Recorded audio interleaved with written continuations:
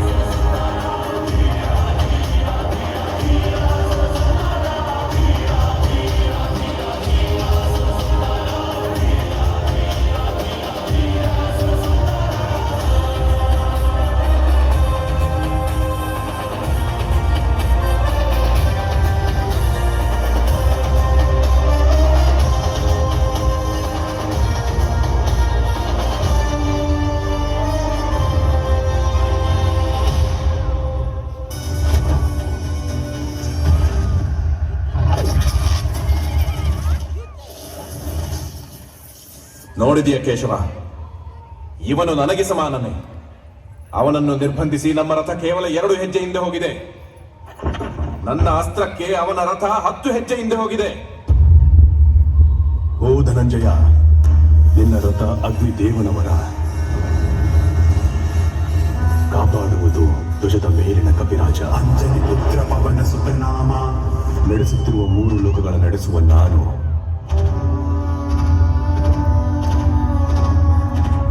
ಅವನೇನಾದರೂ 2 ಹೆಜ್ಜೆ ಹಿಂದೆ ಇಟ್ಟರೆ ಆಲೋಚಿಸುವ ಅರ್ಜುನ. ಅವನು ಸಾಮಾನ್ಯ ಯೋಧನಲ್ಲ. ಅವನ ಕಣ್ಣಲ್ಲಿ ಸೂರ್ಯನ ತೇಜಸ್ಸು. ಅವನ ಕೈಯಲ್ಲಿ ಜಯವನ್ನು ಸಾಧಿಸುವ ವಿಜಯಧನಸ್ಸು.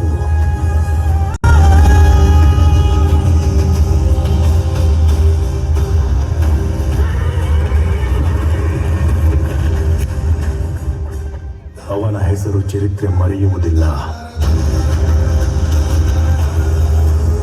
ಸೂರ್ಯಪುತ್ರ ವಯಕರ್ತನ.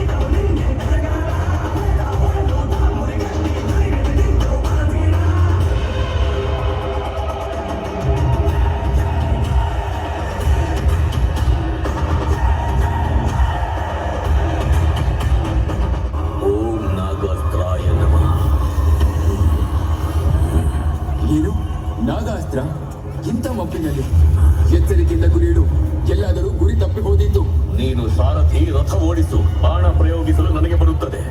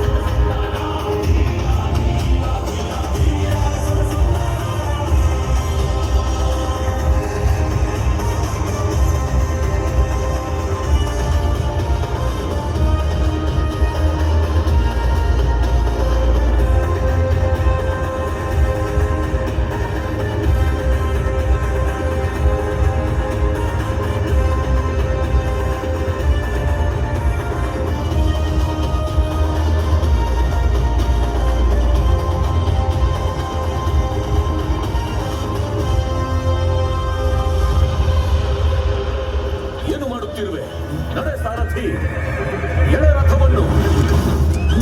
ಇರು ಅರ್ಜುನ, ನಾನು ನಿಶಸ್ತ್ರನಾಗಿರುವೆ. ಏನು ನೋಡುತ್ತಿರುವೆ ಅರ್ಜುನ? ಬಾಣವನ್ನು ಬಿಡು, ಕರ್ಣನನ್ನು ಇಲ್ಲಿಯೇ ಮುಗಿಸಿಬಿಡು ಮತ್ತು ನಿನ್ನ ಪ್ರತಿಜ್ಞೆಯನ್ನು ಪೂರ್ಣಗೊಳಿಸು. ಆದರೆ ಅವನು ನಿಶಸ್ತ್ರನಾಗಿದ್ದಾನೆ ಕೇಶವ. ನಾವು ಅವನ ಮೇಲೆ ನೀವು ನಿಶಸ್ತ್ರನಾಗಿದ್ದ, ಆದರೂ ರಥದ ಚಕ್ರವನ್ನು ಹಿಡಿದು ಹೋರಾಡಿದ. 7 ಮಹಾರಥಿಗಳೊಂದಿಗೆ ಒಂಟಿಯಾಗಿ ಹೋರಾಡುತ್ತಿದ್ದ. ಅವರಲ್ಲಿ ಈ ಕರ್ಣನು ಒಬ್ಬನಾಗಿದ್ದ. ಒಬ್ಬ ಅಧರ್ಮಿಗೆ ಇದೇ ಧರ್ಮ. ಈ ಅಪರಾಧಿಯನ್ನು ನಾಶ ಮಾಡಲು ಅಂಜಾಲಿಕಾಸ್ತ್ರವನ್ನು ಆಹ್ವಾನಿಸು. ಇವನನ್ನು ಮುಗಿಸಿಬಿಡು. ಏನು ಮಾಡುತ್ತಿರುವೆ ಅರ್ಜುನ? ನಿರಥ ಮತ್ತು ನಿಶಸ್ತ್ರನ ಮೇಲೆ ದಾಳಿ ಮಾಡುವೆಯಾ? ಇದೇ ಏನು ನಿನ್ನ ಶೌರ್ಯ? ಇದೇ ಏನು ನಿನ್ನ ಧರ್ಮ? ಇತಿಹಾಸ ನಿನ್ನನ್ನು ಎಂದಿಗೂ ಕ್ಷಮಿಸುವುದಿಲ್ಲ. ದುರ್ಯೋಧನನ ಪ್ರತಿಯ ಧರ್ಮದಲ್ಲೂ ನೀನು ಅವನಿಗೆ ಜೊತೆಯಾಗಿದ್ದೆ. ಇಂದು ಸಾವಿನ ಬಾಗಿಲಲ್ಲಿ ನಿಂತಿರುವಾಗ ಧರ್ಮದ ಬಗ್ಗೆ ಮಾತನಾಡುವೆಯಾ? ಆಗ ಎಲ್ಲಿ ಹೋಗಿತ್ತು ನಿನ್ನ ಧರ್ಮ? ತುಂಬಿದ ಸಭೆಯಲ್ಲಿ ಪಾಂಚಾಲಿಯ ಸೀರೆಯನ್ನು ಎಳೆಯಲು ಆಜ್ಞೆ ಕೊಟ್ಟಾಗ ಮತ್ತು ಆಗ ಎಲ್ಲಿ ಹೋಗಿತ್ತು ನಿನ್ನ ಶೌರ್ಯ? 7 ಜನರು ಒಟ್ಟಾಗಿ ಸೇರಿ ನನ್ನ ಅಭಿಮನ್ಯುವನ್ನು ಕೊಂದಾಗ ಅದರಲ್ಲಿ ಒಂದು ಬಾಣ ನಿನ್ನದು ಇತ್ತಲ್ವೇ ಕರ್ಣ? ಭಗವಂತನಿಗೆ ಗೊತ್ತು ಅರ್ಜುನ, ನಾನು ಕೇವಲ ಕಷ್ಟ ಮತ್ತು ನೋವಿನಿಂದ ಅಭಿಮನ್ಯುವನ್ನು ಮುಕ್ತಗೊಳಿಸಲು ಅವನ ವಧೆ ಮಾಡಿದ್ದೆ. ಹೌದೇ? ಈಗ ನಾನು ನಿನ್ನನ್ನು ನಿನ್ನ ಕಷ್ಟಗಳಿಂದ ಮುಕ್ತಗೊಳಿಸುತ್ತೇನೆ ಕರ್ಣ. ಈಗ ಎದುರಿಸು ನನ್ನ ಅಂಜಾಲಿಕ ಅಸ್ತ್ರವನ್ನು. ಅರ್ಜುನ, ನಿನ್ನ ಅಸ್ತ್ರದಿಂದ ನನ್ನನ್ನು ಹೆದರಿಸಲು ಪ್ರಯತ್ನಿಸುತ್ತಿರುವೆಯಾ? ಆದರೂ ನಿನಗೆ ನೆನಪಿರಲಿ, ನಾನು ಸಹ ಬ್ರಹ್ಮಾಸ್ತ್ರದ ಜ್ಞಾನವನ್ನು ಪಡೆದುಕೊಂಡಿದ್ದೇನೆ. ನನ್ನ ಪ್ರತ್ಯುತ್ತರ ಎದುರಿಸಲು ತಯಾರಾಗು. ಓಂ ಓಂ. ಇಲ್ಲ, ಇದೇನಾಗುತ್ತಿದೆ ನನಗೆ? ಎಲ್ಲಾದರೂ ನಿಜವಾಗಿಯೂ ಗುರು ಪರಶುರಾಮರ ಶಾಪ ಜೀವಂತವಾಗುತ್ತಿಲ್ಲ ತಾನೇ?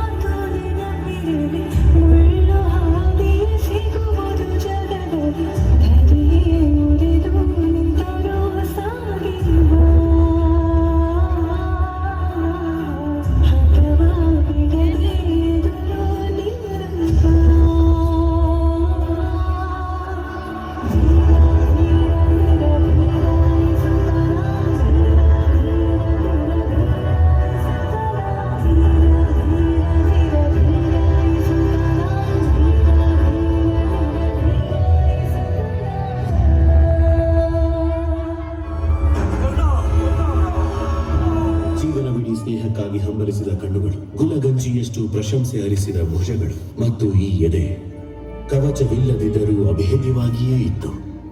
ಇಂದು ನಿನ್ನೊಂದಿಗೆ ಇವುಗಳ ಅಂತ್ಯವೂ ಆಯಿತು ಕರ್ಣ. ಆದರೆ ನಿನ್ನ ಪರಾಕ್ರಮ ಮತ್ತು ಶೌರ್ಯ ಎಂದಿಗೂ ಆಕಾಶದಲ್ಲಿ ಸೂರ್ಯನ ರೀತಿ ಪ್ರಜ್ವಲಿಸುತ್ತಲೇ ಇರುತ್ತದೆ.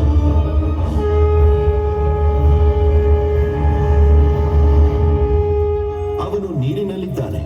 ಈ ನೀರಿನಲ್ಲಿ ಅವನ ಕ್ರೋಧದ ಅಗ್ನಿಯನ್ನು ಕೆರಳಿಸಬೇಕೆಂದರೆ ನೀವು ಇನ್ನಷ್ಟು ತೀಕ್ಷ್ಣವಾಗಿ ದಾಳಿ ಮಾಡಬೇಕು. ನಿನ್ನ ಯುದ್ಧಕ್ಕಾಗಿ ನಿನಗಾಗಿ ಪಿತಾಮಹ ಭೀಷ್ಮರು ಮತ್ತು ಆಚಾರ್ಯ ದ್ರೋಣರು ಕೊಲ್ಲಲ್ಪಟ್ಟರು. ನಿನಗಾಗಿ ಮಹಾರಾಜ ಧೃತರಾಷ್ಟ್ರ 99 ಪುತ್ರರನ್ನು ಕಳೆದುಕೊಂಡರು ಮತ್ತು ನೀನಿಲ್ಲಿ ಅಡಗಿ ಕುಳಿತಿರುವೆಯ. ನಿನಗೆ ನಾಚಿಕೆಯಾಗುವುದಿಲ್ಲವೇ ನೀರು ಹಾವೆ? ನಿನ್ನ ಸ್ವಾರ್ಥಕ್ಕಾಗಿ ಎಲ್ಲರನ್ನು ಕೊಂದು ಈಗ ನಿನ್ನ ಸೋಲನ್ನು ಎದುರಿಸಲು ಇನ್ನು ನಿನ್ನಲ್ಲಿ ಧೈರ್ಯವು ಉಳಿದಿಲ್ಲವೇ? ನೀನು ಕೂಡ ಎಂದು ಎದುರಿಸಿಲ್ಲ ಯುಧಿಷ್ಠಿರ.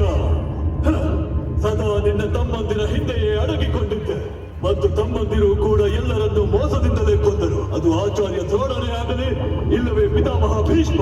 ನೀನು ಉಳಿದಿರುವೆ ದುರ್ಯೋಧನ. ನಿನ್ನ ಸ್ವಾರ್ಥ, ನಿನ್ನ ಮಹತ್ವಾಕಾಂಕ್ಷೆ, ನಿನ್ನ ಈರ್ಷೆಯು ಇನ್ನೂ ಉಳಿದಿದೆ. ಅದಕ್ಕಾಗಿ ನೀನು ಎಲ್ಲರ